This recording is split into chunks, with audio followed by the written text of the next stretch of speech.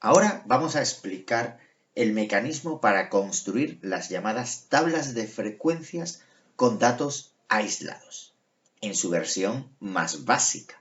Recuerda que este tipo de tablas se presentaban con variables cualitativas o cuantitativas discretas, como el ejemplo que te muestro a continuación, el número de personas que viven en tu casa.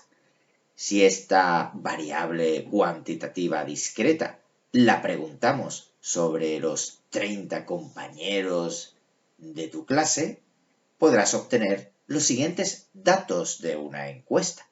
Estos datos ahora ya sabes que tienes que hacer un recuento mediante la técnica de recuento que te repito cómo funcionaba. Primero recopilamos los posibles valores o resultados: 2 personas, 3 personas, 4 personas, 5 personas, 6 personas y 7 personas. Para ello siempre debes observar el valor mínimo y el valor máximo. Luego vamos a ir tachando caso a caso. Por ejemplo, ¿en cuántas casas hay 2 personas viviendo? Pues tenemos un caso y tenemos 2 casos. Esos 2 casos aparecen en la parte que ahora parpadea en pantalla con 2 pequeñas barras. Fíjate que si repetimos el trabajo contando el número de casos en los que viven 3 personas, obtenemos 4 casos. Si repetimos el trabajo del recuento en aquellas casas en las que viven 4 personas, obtenemos hasta 12 casos. Y así sucesivamente hasta completar todo el recuento. Entonces me llevará a poder realizar la llamada tabla de frecuencias.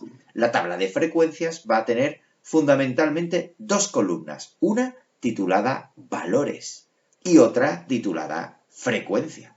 Fíjate que valores y frecuencias van a resumir los datos básicos de mi estadística que encontramos en el recuento. Y es que el concepto de valor de una variable serán aquellos valores posibles que podemos responder en nuestra encuesta. En nuestro ejemplo, los posibles valores o casos eran vivir 2 personas, o 3, o 4, o 5, o 6, o 7. Matemáticamente a esta primera columna de valores se le simboliza por X sub I. Ahora vamos a trabajar la segunda columna, frecuencia o número de individuos que ha contestado cada uno de los valores. Fíjate que ahora esa frecuencia aparece parpadeante en pantalla. Por ejemplo, 2 individuos respondieron a nuestra encuesta que en su casa vivían 2 personas. 4 individuos contestaron a nuestra encuesta que en su casa vivían 3 personas. 12 individuos contestaron en nuestra encuesta que en su casa vivían 4 personas. Y así hasta que finalmente un individuo contestó que en su casa vivían 7 personas. Matemáticamente la columna frecuencia también se le puede titular de una forma simbólica más corta y es una F sub I, F de frecuencia. Fíjate también que al final de esa misma columna aparece un número 30, que será el número total de casos entrevistados o encuestados, y se simboliza matemáticamente con el símbolo que acaba de aparecer en pantalla, que se lee sumatorio de la frecuencia o sumatorio F sub I. Es decir, que coincide con el número total de individuos o N a los que le has pasado la encuesta.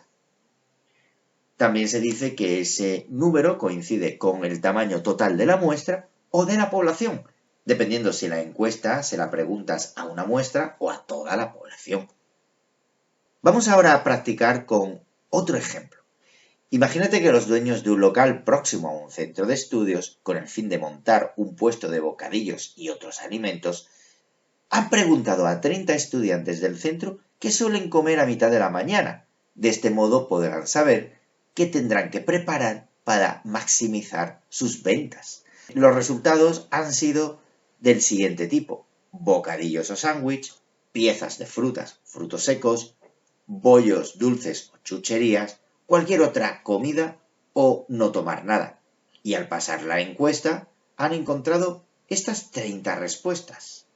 Estas 30 respuestas podrás ahora, mediante la técnica del recuento, construir una tabla de frecuencias aisladas. Ahora puedes parar el vídeo y trabajarlo en tu libreta. Una vez hayas dado con la respuesta, reanuda el vídeo para que veas cómo lo hago yo. Esta tabla de frecuencias con datos aislados, ya que pertenecen a una variable, esta vez cualitativa, se construye del siguiente modo. Para ello primero debemos hacer el recuento. Por ejemplo, ¿cuántos han contestado que comerían o comprarían un bocadillo o sándwich? Luego vamos a ir tachando y contando cada una de las respuestas boc o bocadillo o sándwich. Tenemos entonces 1, 2, 3, 4, 5, 6, 7, 8, 9, 10 y 11. Luego, finalmente, boc lo han rellenado 11 personas. Si repetimos el mismo proceso de recuento con piezas de fruta o frutos secos, obtendremos un total de 7. Si lo repetimos con bollo dulce o chucherías, obtendremos un total de 9. Otros contestaron 2 y finalmente nada, 1. Luego, toda esta información sobre una tabla de frecuencias con datos aislados tendrá el siguiente aspecto que ahora aparece en pantalla. Fíjate que la primera columna son los posibles valores a contestar. Fundamentalmente, esta primera columna, que se titula en este caso almuerzo, el nombre de la variable estadística, va a contener todas las posibles soluciones que en tu encuesta vas a permitir contestar. En la segunda columna aparece el título de frecuencia, que será el número de veces que se han contestado cada una de estas posibles respuestas a tu encuesta. Recuerda que la primera columna, técnicamente, simbólicamente en matemática, se representa por una X sub I. Y la segunda columna, la de la llamada frecuencia, la vamos a simbolizar por la F minúscula sub I, de frecuencia. Y finalmente, una forma de comprobar que nuestra tabla de frecuencias de datos aislados en formato básico se ha construido correctamente es sumar todos los números que aparecen en la columna de frecuencia, pues tendrá que ser exactamente el tamaño de la muestra o la población, que se representará en este caso como sumatorio de F sub I, que será exactamente 30, llegando a la conclusión que hemos realizado correctamente tanto el recuento como la construcción de la tabla de frecuencias. Ahora vamos a continuar con el ejemplo primero que pusimos, extendiendo nuestra tabla de frecuencias, puesto que inicialmente estas son las dos columnas básicas, pero a través de estas dos columnas vamos a construir otras dos fundamentales. La primera es la llamada la frecuencia relativa, que difiere de la anterior frecuencia llamada absoluta, al ser esta siempre una fracción o un número decimal del tipo 0, algo. Observa exactamente la frecuencia relativa cómo se construye. Una frecuencia relativa es una proporción de las veces que se presenta un valor en particular. En definitiva, la frecuencia absoluta es el número de veces que se ha respondido un valor y la frecuencia relativa es la proporción de las veces. Para construir la columna frecuencia relativa, solamente tendrás que ir línea a línea aplicando la fórmula que ahora aparece en pantalla. Es decir, la frecuencia absoluta partido el número de individuos encuestados, es decir, n. Vamos a hacer paso a paso cada uno de los casos. Por ejemplo, la frecuencia relativa asociada al valor o respuesta 2 será dividir la frecuencia absoluta asociada a ese valor 2, es decir, 2, dividido entre el número de casos encuestado o n, 30. 2 entre 30 es exactamente 0,067. Te recomiendo que las frecuencias relativas siempre la des con un mínimo de 3 decimales. Si aplicamos el mismo trabajo ahora con el valor 3, cuya frecuencia absoluta era 4, la frecuencia relativa será 4 dividido entre 30, siendo 0,4. 1, 3, 3. Si ahora trabajamos la frecuencia relativa asociada al valor 4, cuya frecuencia absoluta era 12, obtendremos 12 entre 30, siendo exactamente de 0,400. Fíjate que el denominador o n que utilizamos en la fórmula de frecuencia relativa siempre será el mismo valor, el número de individuos encuestados, observados o con los que experimentamos, en este caso 30. Del mismo modo podrás rellenar el resto de la tabla como lo hago a continuación. 8 dividido entre 30, siendo 0,267. 3 dividido entre 30, siendo 0,100. Y finalmente 1 dividido entre 30, siendo 0,033. Recuerda que las columnas, de forma simbólica, se le van a asignar las letras X sub i a valores, F sub i a la frecuencia absoluta y H sub i esta vez a la frecuencia relativa. Y finalmente, para asegurarte que has construido correctamente esta última columna de frecuencias relativas, no tendrás más que sumar todos los números decimales que aparecen en ella.